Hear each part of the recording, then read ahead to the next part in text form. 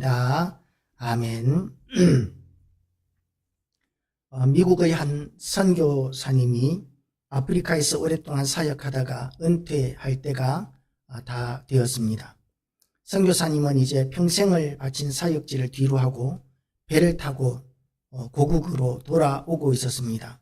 돌아오는 배 안에서는 그의 아내와 함께 오래 떠나 있었던 고국 땅에 도착할 때 과연 자신들을 환영하는 사람들이 있을지에 대해서 이야기를 나누었습니다. 배가 항구에 도착할 때쯤 그들은 깜짝 놀랐습니다. 많은 인파가 배를 바라보며 환호하고 있었기 때문입니다. 그러나 감동은 잠시였고 이내 그 배에 미국 대통령이 타고 있었다는 사실을 깨달았습니다. 항구에서 환호하는 많은 사람들은 대통령을 환호하는 인파였던 것입니다. 선교사님을 맞이하는 사람은 아무도 없었습니다. 그분은 쓸쓸히 배에서 내리면서 하나님께 이렇게 불평했습니다. 하나님, 불공평하네요. 저는 평생 아프리카에서 선교하고 전도에 힘썼는데 아무도 저희를 환영하지 않는다니요. 그때 하나님의 음성이 그 선교사님에게 들려왔습니다. 아들아, 넌 아직 집에 도착한 것이 아니란다. 하나님의 사람들은 이 땅에서 하늘의 본향을 바라보는 삶을 삽니다. 하나님께서 예비하신 본향에 도착할 때까지 어려움이나 고난이 있다고 해도 사명의 길을 끝까지 감당하는 것이 성도의 본분입니다. 이 땅에서의 삶이 다가 아니고 하나님이 예비하신 본향이 있을 때에, 본향이 있다는 것을 생각할 때에 우리는 힘을 얻을 수 있게 되는 것입니다. 바울과 실라는 열심으로 복음을 전했습니다. 언젠가 김진홍 목사님의 새벽을 깨우리로다라는 그런 간증 가운데 나오는 이야기입니다. 그 어려운 가난한 사람들의 동네에서 이제 어떤 한 여자가, 아주머니가 너무나 몸이 약해서 이제 쓰러졌습니다. 이 김진홍 목사님이 그 늙은 그 여인을 이제 등에 업고 병원마다 찾아다닙니다.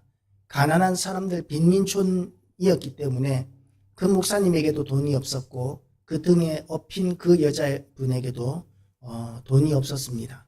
그렇게 등에 업고 그렇게 여기저기 많은 병원들을 다녔지만 돈이 없었기 때문에 입원 접수를 할 수가 없었고 입원 접수를 하지를 못하니까 어느 병원도 그 여자분을 받아들이지 않았습니다. 그러니까 이제 그렇게 등에 업고 여기저기를 계속 업고 다니고 있는데 등에 업혀 있던 그 여자분이 그 등에서 이젠 점점 몸이 처지는 거예요. 그러니까 목사님이 화가 났습니다. 이렇게 하루 종일 업고 쫓아다니면서 병원을 이렇게 찾아다니고 있는데 아니 등에 업힌 사람이 좀 양심이 있어야지 좀 등에 좀 딱 붙어주고 매달리는 그런 힘이라도 써야지. 아무리 아파도 그렇게 몸이 축 늘어지면 업고 있는 사람은 얼마나 힘드냐고 그렇게 얘기를 하는데도 등에 업힌 그 여자분은 자꾸만 늘어지기만 했었습니다.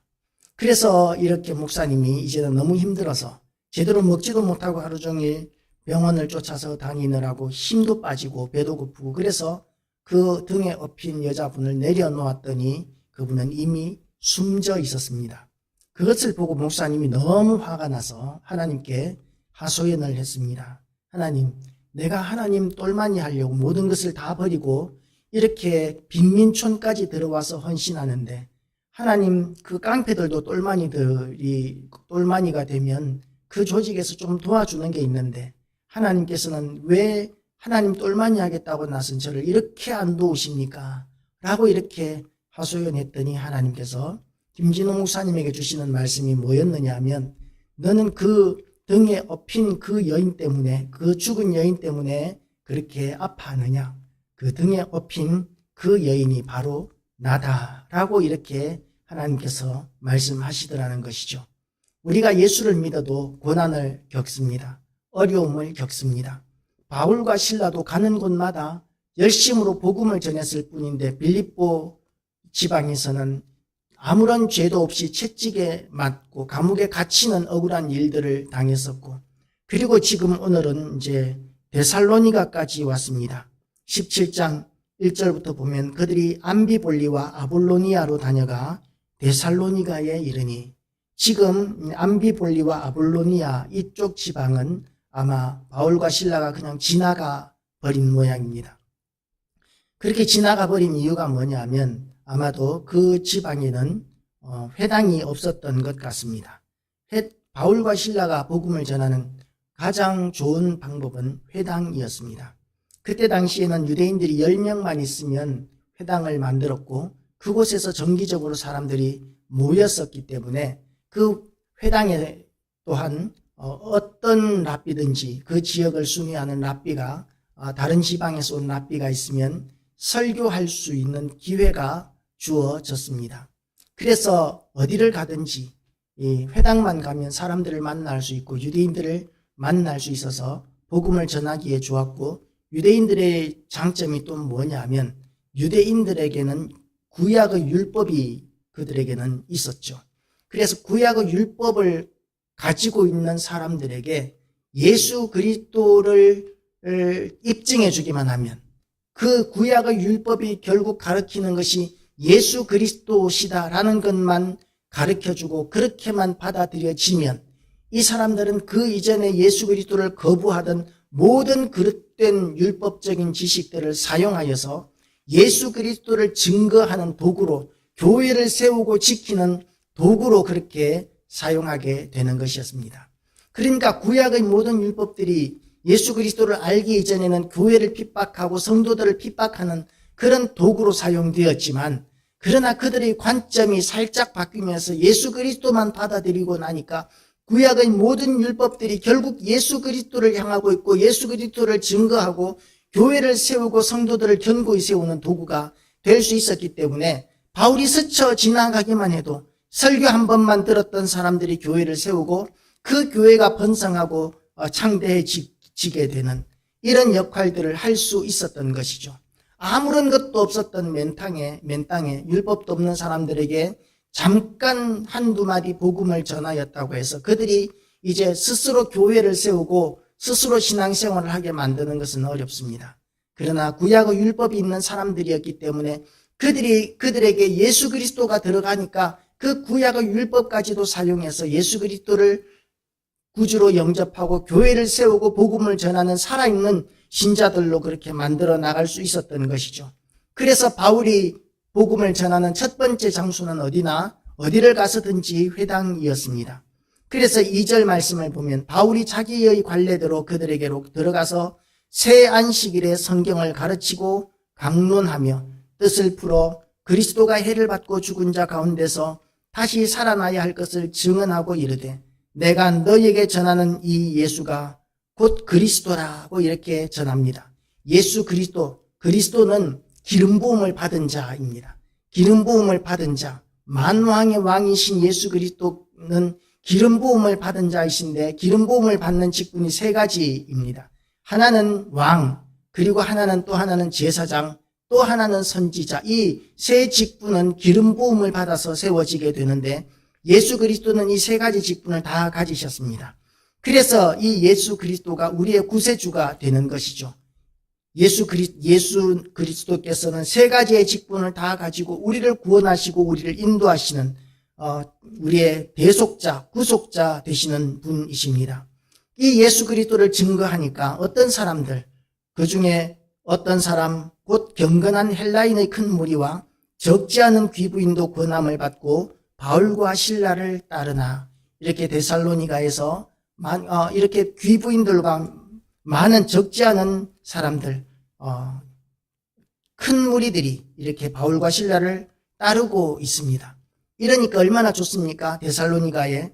그런데 또 그러나 유대인들은 시기하여 저자에 어떤 불량한 사람들을 데리고 때를 지어 성을 소동하게 하며, 유대인들이 소동하는 이유에 대해서 앞에서 뭐라고 이야기하고 있느냐 하면 시기하여라고 이렇게 이야기합니다. 바울과 실라가 복음을 전해서 예수 그리스도를 선포하니까 많은 사람들이 예수 그리스도를 따르고 바울과 실라를 따르는데, 그것 때문에 유대인들, 지금까지 율법을 가르치던 그 유대인들은 시기를 한다는 것이죠. 지금도 보면 작은 교회 목사님이나 또는 성도들은 이 큰 교회에 대한 불만들이 많습니다. 왜 자기들만 그렇게 교인들을 많이 가지고 왜 연약한 교회들은 돌아보지 않는가? 이렇게 교인들이 많으면 좀 파송해주고 나누어주면 얼마나 좋아. 그러면서 욕심쟁이라고 큰 교회들을 비난합니다. 그러나 하나님께서는 큰 교회는 큰 교회대로, 작은 교회는 작은 교회대로 그렇게 사용하시는 것이죠. 큰 교회는 작은 교회가 절대로 할 수 없는 일들을, 그런 일들을 감당함으로 말미암아 하나님의 영광을 드러내고, 작은 교회는 작은 교회대로 또한 이 가족과 같이 성도들을 돌보면서 한 사람 한 사람을 세밀하게 돌보고 가르치고 훈련하고 세워나가면서 그렇게 작은 교회는 작은 교회로서의 사명을 또한 감당하는 것이죠. 그래서 큰 교회를 가보면 웬만큼 큰 교회 가보면 부목사님들이 이렇게 관원상제를 다 챙깁니다. 심지어는 주례까지도 부목사님들이 담당을 합니다. 그러나 작은 교회 가면 담임 목사님이 성도들을 일일이 다 챙기는 것이죠. 그런 점에 있어서 여러 가지 차이가 나게 됩니다. 그래서 작은 교회의 역할이 다르고 큰 교회의 역할이 다르고 두 가지가 다 합력하여 선을 이루는 것인 줄 알고 서로 존중하고 서로 용납하고 서로 칭찬해주고 서로 돕고 이런 일들이 있으면 좋을 텐데, 작은 교회는 큰 교회들이 좀 더 도와주지 않는 것에 불평하고 원망하고 그러면서 서로 손가락질하기 바쁩니다. 언젠가 어떤 전도 세미나에 갔더니 큰 교회 목사님인 것 같은데 자기 친구 목사님이 개척교회를 하고 연약한 교회를 하는데 맨날 얻어먹기만 하더라. 그렇게 이제 비난하는 소리를 들어본 적이 있습니다. 작은 교회 목사님, 연약하기 짝이 없는 목사님들은 맨날 얻어먹을 수밖에 없습니다. 가진 것이 없고 대부분의 목사님들이 신용불량자가 될 정도로까지 그렇게 어려운 형편에서 교회를 감당하고 있는 것이 개척교회 목사님들입니다.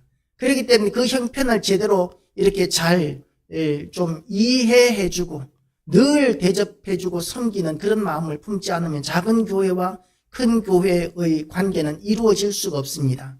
아무런 힘이 없는 그런 연약한 개척교회 목사님들이 왜 그렇게 대접받기만 하느냐라고 이렇게 이야기를 하면 그런 작은 교회 목사님들은 아무런 그런 모임에 나갈 수가 없습니다. 섬길 수가 없기 때문이라는 것이죠. 그래서 배려가 필요한 것이죠. 큰 교회는 하나님께서 넉넉하게 주셨으면 그걸 가지고 자기를 과시하고 자랑하는 것이 아니라 다른 사람들에게 대해서 왜 나처럼 못해라고 이렇게 큰 소리 치는 것이 아니라 우리는 언제나 상대방의 입장에서 배려하고 용납할 수 있어야 교회가 서로 하나가 되고 화합할 수가 있게 되는 것입니다. 우리 모든 성도님들은 큰 교회는 큰 교회대로 작은 교회는 작은 교회대로 그렇게 하나님께서 귀하게 쓰신다는 것을 알고 우리가 다 용납하시고 품을 줄 아는 큰 마음, 큰 믿음 가지는 모든 교회와 성도 되시기를 축복합니다. 그래서 이 바울과 실라를 따르는 사람도 있는데 유대인들은 시기합니다. 마치 작은 교회 목사님들이 큰 교회 목사님들을 향하여 이렇게 비난하는 것과 같이 시기하는 것과 같이 그런 모습이 지금 유대인들에게서 나타나는 것이죠. 그래서 저자의 어떤 불량한 사람들을 데리고 때를 지어 성을 소동하게 하여 야손의 집에 침입하여 그들을 백성에게 끌어내려고 찾았으나 이제 이 시기 때문에 이제 교회 안에서도 폭동을 일으키고 복음을 전하는 일을 못하게 하는 것이죠. 하나님을 대적하는 일까지도 지금 하고 있는 것입니다. 잘못된 가치관을 가지게 되면 이것이 하나님을 향한 열심이라고 자신은 착각하지만 그것이 진짜로 보면 하나님을 대적하는 그런 어리석은 악이 될 수 있다는 것을 우리는 인식해야 합니다. 그래서 우리의 생각이나 행동은 언제나 조심스러워야 합니다. 그래서 저자의 어떤 불량한 사람들을 데리고 때를 지어 성을 소동하게 하여 야손의 집에 침입하여 그들을 백성에게 끌어내려고 찾았으나 발견하지 못하매 야손과 몇 형제들을 끌고 읍장들 앞에 가서 소리질러 이르되 천하를 어지럽게 하던 이 사람이 여기도 이름에 야손이 그들을 맞이하였도다. 그렇게 이야기하면서 그 죄명을 뭐라고 이야기하느냐 하면 이 사람들이 다 가이사의 명을 거역하여 말하되 다른 임금 곧 예수라 하는 이가 있다 하더이다 하니, 지금 이 유대인들은 어떤 누명을 씌우느냐 하면 예수가 다른 왕으로 이렇게 로마의 반역자다라고 이렇게 누명을 씌우고 있는 것이죠. 예수 그리스도는 로마의 반역자이실 수가 없습니다.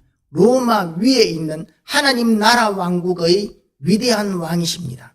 하나님 나라의 위대한 왕이신 예수 그리스도는 이 세상 모든 왕들 위에 계시고 이 세상 모든 나라들 위에 계십니다. 그런데 이 고작 지상의 한 나라에 불과한 이 로마라는 나라, 이 로마라는 나라의 반역자 취급을 당하실 분이 절대로 아니라는 것이죠. 유대인들은 사실 예수 그리스도를 증거하는 이 일로 말미암아서 그들의 율법이 침해당한다고 생각하고 있었기 때문에 사실은 그들은 그들의 율법에 어긋나는 그들이 생각하는 율법 제1주의를 이렇게 인정하지 않는 예수 그리스도 복음, 그 복음에 대한 불만들이 많았던 것이죠. 그런데 지금 이 데살로니가에서는 이 사람들이 이 율법을 예수로 말미암아 완성했다고 예수가 그리스도라고 증거한다고 이렇게 이야기하면 아무런 불법이 되지 않습니다. 왜냐하면 로마에서는 종교의 자유가 있기 때문입니다. 그렇기 때문에 지금 이 유대인들은 예수를 정치범으로 몰아가고 있는 것이죠. 무엇이든지 이렇게 정치적인 것으로 몰아세우는 것, 이것이 바로 지금 교회를 로마의 힘을 빌어서 교회를 핍박하고 성도들을 핍박하는 유대인들의 방법으로 사용되고 있습니다. 반역자다 그러면 로마에서는 지극히 엄격하게 다스리는 중죄에 해당하게 됩니다. 그래서 로마가 교회를 핍박하고 성도들을 핍박하는 가장 중요한 원인 중에 하나가 뭐냐 하면 하나님이 로마의 황제보다도 더 높으신 분이라는 사실을 이 로마가 인정할 수가 없는 것이죠. 받아들일 수가 없는 것이죠. 그리고 다른 모든 신들을 인정하지 않는 것, 오직 하나님만이 유일하신 창조주이시다라고 하는 그 사실에 대해서 이 교회가 주장하는 것을 로마는 받아들일 수가 없었던 것. 그래서 종교의 자유를 폭넓게 인정하고 있는 로마의 그런 다원주의적인 통치 방식에 어긋나기 때문에 교회를 핍박하고 대적하고 성도들을 잡아 죽이기까지 하는 그런 일들이 일어났던 것이죠. 그래서 이 정치적으로 모르는 것이 가장 교회와 성도들에게 대한 치명적인 그런 약점이 될 수 있겠다고 유대인들은 판단해서 지금 정치범으로 바울과 실라를 고발하고 있는 것입니다. 그래서 밤에 형제들이 곧 바울과 실라를 베레아로 보내니 그들이 이르러 유대인의 회당에 들어가니라. 지금 이 바울과 실라, 바울이 지금 전도 여행을 다니면서 바울이 도시와 도시를 건너뛰는 중요한 그런 요인 가운데 하나가 뭐냐 하면 핍박을 당하여서 그곳에 머물 수 없을 때 바울은 떠나는 경우들이 많았습니다. 우리는 어려운 형편을 당하면 막 불평불만하고 원망합니다. 그러나 할 수 없는 상황을 만나게 되면 그 상황에서 할 수 있는 다른 일을 하면 되는 것이죠. 바울과 실라는 이렇게 데살로니가에서 죽을 수 있는, 모함을 받아서 죽을 수 있는 위기를 만나니까 이제는 그 데살로니가를 떠나서 베레아로 가게 됩니다. 그러면 데살로니가는 소망이 없는 곳이냐? 11절 말씀을 보면 베레아에 있는 사람들은 데살로니가에 있는 사람들보다 더 너그러워서 간절한 마음으로 말씀을 받고 이것이 그러한가 하여 날마다 성경을 상고함으로 라고 이렇게 이야기합니다. 그러니까 데살로니가에 있는 사람들은 너그럽지 못하다는 이야기죠. 그 사람들은 신사적이지 못하다는 이야기죠. 복음을 제대로 받아들이지 않는 그야말로 돌짝밭과 같고 바위와 같은 또 마른 땅과 같은 그런 밭이라는 그런 이야기죠. 그러면 데살로니가 선교는 실패했느냐 하면 실패하지 않았습니다. 그 증거가 바로 데살로니가 전후서에 있는 것이죠. 데살로니가 전후서를 볼 때 데살로니가에는 분명히 교회가 견고히 세워지고 부흥하고 있었다는 사실을 우리는 알 수 있습니다. 그래서 우리가 어려움을 당하여서 그곳에서 혹시 떠나야만 하는 불가피한 상황을 만나게 된다 할지라도 그곳을 하나님께서 버리시는 것이 아니라 그곳을 통해서 우리가 뿌려놓은 씨앗이 또 다른 열매를 맺는 것이 하나님의 방법인 줄 알고 우리는 우리가 떠나는 그곳을 위해서도 기도할 줄 알아야 합니다. 하나님께서는 우리가 수고한 모든 땀방울들을 또한 우리의 모든 피를 결단코 헛되게 하지 않으실 것이기 때문에 그렇습니다. 그래서 바울과 실라는 이렇게 베레아로 갔습니다. 베레아에 있는 사람들은 데살로니가에 있는 사람들보다 더 너그러워서 간절한 마음으로 말씀을 받고 이것이 그러한가 하여 날마다 성경을 상고함으로 우리가 말씀을 받는 이런 기름진 옥토와 같은 마음을 가지게 되시기를 축복합니다. 말씀은 사모하는 자들에게 은혜가 끼쳐집니다. 예배에 나오면서 말씀의 은혜에 대한 기대감 없이 나오는 것은 예배를 준비하는 마음이 아닙니다. 하나님의 말씀이 선포될 때에 오늘은 이 예배를 통하여 어떤 하나님의 은혜가 우리에게 임하게 될지에 대한 기대감, 그리고 또한 결단코 예배를 통하여 은혜를 받아야 한다는 그런 절박함을 가지고 올 때에 하나님께서는 우리에게 성령을 부으시고 말씀에도 은혜를 받게 하시고 하나님의 놀라운 역사를 경험하게 하십니다. 아무런 기대감이 없이 그냥 교회에 나와야 하니까 그렇게 나와서 그냥 예배 참석하고 시간을 때우는 그 정도의 마음으로는 우리가 은혜를 받을 수가 없습니다. 하나님의 은혜가 우리 모두 다에게 체험되어지시기를 주님의 이름으로 축복합니다. 그렇게 간절한 마음으로 말씀을 받고 또한 성경을 상고하니까 어떤 결과가 나타나느냐 하면 그 중에 믿는 사람이 많고 또 헬라의 귀부인과 남자가 적지 아니하나. 데살로니가에 있는 유대인들은 바울이 하나님의 말씀을 베레아에서도 전하는 줄을 알고 거기도 가서 무리를 움직여 소동하게 하거늘 형제들이 또 곧 바울을 내보내어 바다까지 가게 하되 실라와 디모데는 아직 거기 머물더라고. 이렇게 바울은 또 이제 핍박을 당하니까 반대자들이 나타나니까 그들을 대적해서 싸우려는 것이 아니라 우리 같으면 싸우려고 하지 않겠습니까? 얼마나 피땀 흘려서 힘들여 세워놓은 교회인데 그런데 그 교회를 포기하고 떠나야 하는 이 바울의 마음은 발걸음이 얼마나 무거웠겠습니까? 그런데 미련 없이 하나님께 그 교회를 위탁하고 하나님께 맡기고 바울은 또 다른 곳으로 떠나가게 됩니다. 그래서 바울은 이렇게 다니는 곳마다 얼마나 많은 교회들이 세워졌는지 모릅니다. 바울은 핍박을 당하고 억울한 일을 당하고 쫓겨다니면서 그렇게 선교했었지만 그렇게 쫓겨다니고 심지어는 완고하고 완악한 사람들을 만나서 죽을 고비도 여러 번 넘기면서 복음을 전했는데 그 열매는 작지 않았습니다. 풍성한 하나님의 은혜가 바울에게 함께 있었고 하나님의 능력이 충만히 임하였고 그래서 가는 곳마다 하나님의 놀라운 역사를 경험한 것이 바울의 선교 여행이었습니다.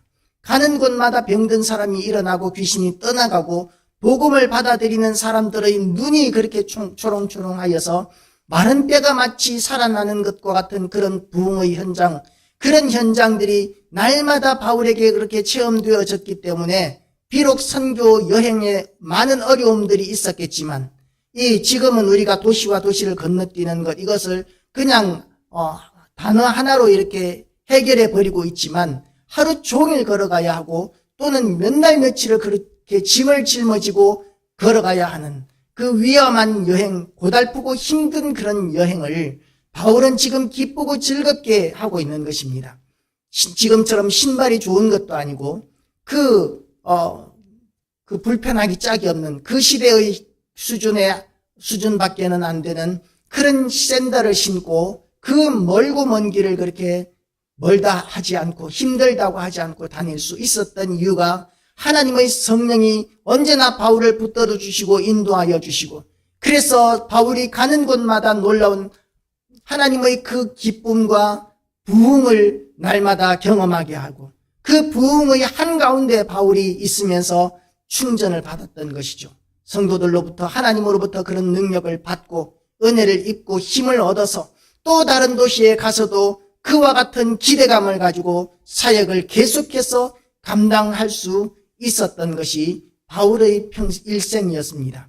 우리도 이와 같이 땅에 있는 것에 집중하는 것이 아니라 바울과 같이 하늘에 소망을 두고 하나님께서는 결코 지금은 우리가 아무런 열매를 맺는 것 같지 않아 보이고 실망스럽고 낭망스러울 수 있을지라도 하나님께서는 절대로 우리의 수고를 허비하지 않으시고 우리의 수고를 통해서 수많은 사람들을 구원하실 것이라는 것을 믿으시고 우리가 참으로 하나님 나라를 소망하는 그런 하늘에 속한 자로 살기를 결단하는 우리 모든 교회와 성도 되시기를 주님의 이름으로